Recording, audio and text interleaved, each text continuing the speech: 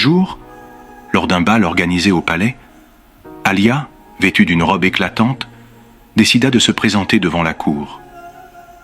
Avec Élias à ses côtés, elle fit face aux murmures et aux regards, mais cette fois-ci, elle était prête. Elle parla avec passion de l'acceptation de soi, de la beauté de l'authenticité et de l'importance d'aimer chaque facette de notre être. Les invités, touchés par son discours, commencèrent à voir la princesse différemment. Ils réalisèrent que son odeur n'était qu'un détail insignifiant face à la profondeur de son âme. Élias, à ses côtés, l'aida à créer une œuvre d'art collective où chacun pourrait exprimer son propre voyage vers l'acceptation. Cette nuit-là, Alia ne trouva pas seulement un prétendant, mais elle gagna également le respect et l'admiration de son royaume. Élias, ébloui par sa force intérieure, lui confia ses sentiments. Ensemble, ils découvrirent que l'amour véritable ne se soucie pas des imperfections, mais embrasse la beauté de l'âme. Ainsi, Alia devint la princesse non seulement de la beauté et de la richesse, mais aussi de l'amour inconditionnel et de l'acceptation de soi.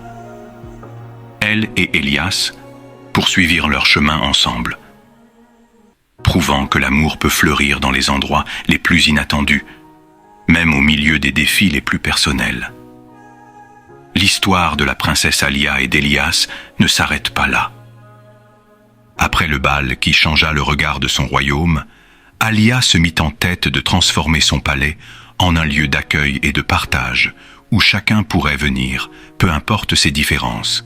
Elle voulait créer un environnement où les gens pourraient s'exprimer librement, sans craindre le jugement. Avec l'aide d'Élias, elle organisa des événements artistiques où les habitants du royaume pouvaient exhiber leurs talents, qu'il s'agisse de peinture, de musique ou de danse. Les soirées étaient remplies de rires, de créativité et de joie. Alia, en tant que princesse, devenait une muse pour beaucoup, inspirant les artistes à explorer leurs émotions et à partager leurs histoires. Mais cette nouvelle vie n'était pas sans défi. Certains membres de la cour, attachés aux traditions et aux normes anciennes, voyaient d'un mauvais œil cette transformation. Ils critiquaient Alia, affirmant qu'une princesse ne devait pas s'abaisser à fréquenter les gens du commun. Malgré cela, Alia s'accrochait à sa vision. Elle savait que la véritable grandeur résidait dans la capacité à aimer et à accepter les autres, peu importe leur origine. Un jour, lors d'un événement particulièrement marquant, un jeune homme, autrefois moqué pour son apparence, monta sur scène. Tremblant de nervosité, il commença à chanter une chanson qui parlait de rejet et d'acceptation. À la fin de sa performance, la cour, touchée par ces mots sincères, éclata en applaudissements. Alia, le cœur battant, réalisa que son rêve prenait forme. Elle avait créé un espace où chacun pouvait être vu et entendu. Élias, en parallèle, utilisait son talent d'artisan pour créer des œuvres qui représentaient la diversité et l'unicité des gens du royaume.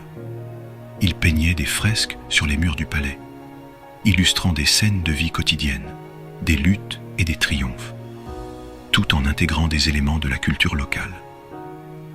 Les fresques devinrent rapidement célèbres, attirant des visiteurs de toute la région. Leurs efforts ne passèrent pas inaperçus. Bientôt, d'autres royaumes commencèrent à les imiter, cherchant à créer des espaces similaires pour leurs propres citoyens. Alia et Élias devinrent des symboles de changement et d'acceptation, prouvant qu'il était possible de briser les barrières et d'inspirer une nouvelle génération. Avec le temps, Alia apprit à gérer les critiques. Elle savait que son odeur, loin d'être un obstacle, était devenue une partie intégrante de son histoire. Elle l'acceptait avec fierté, sachant qu'elle représentait non seulement sa singularité, mais aussi la force de son parcours.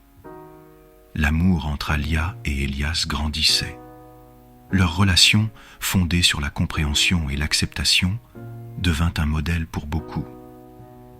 Il ne se contentait pas de s'aimer, mais cherchait à bâtir un avenir où chacun pourrait se sentir libre d'être soi-même. Finalement, Alia prit une décision audacieuse. Elle organisa un grand festival célébrant la diversité et l'acceptation. Des représentants de tous les royaumes voisins furent invités, chacun étant encouragé à partager sa culture, ses traditions et ses talents. Ce festival devint une journée de joie, de fête et de reconnaissance, unissant les gens dans leur humanité commune. Qu'avez-vous pensé de l'histoire de Alia? Quelles leçons pouvons-nous tirer de son parcours? Partagez vos réflexions dans les commentaires ci-dessous.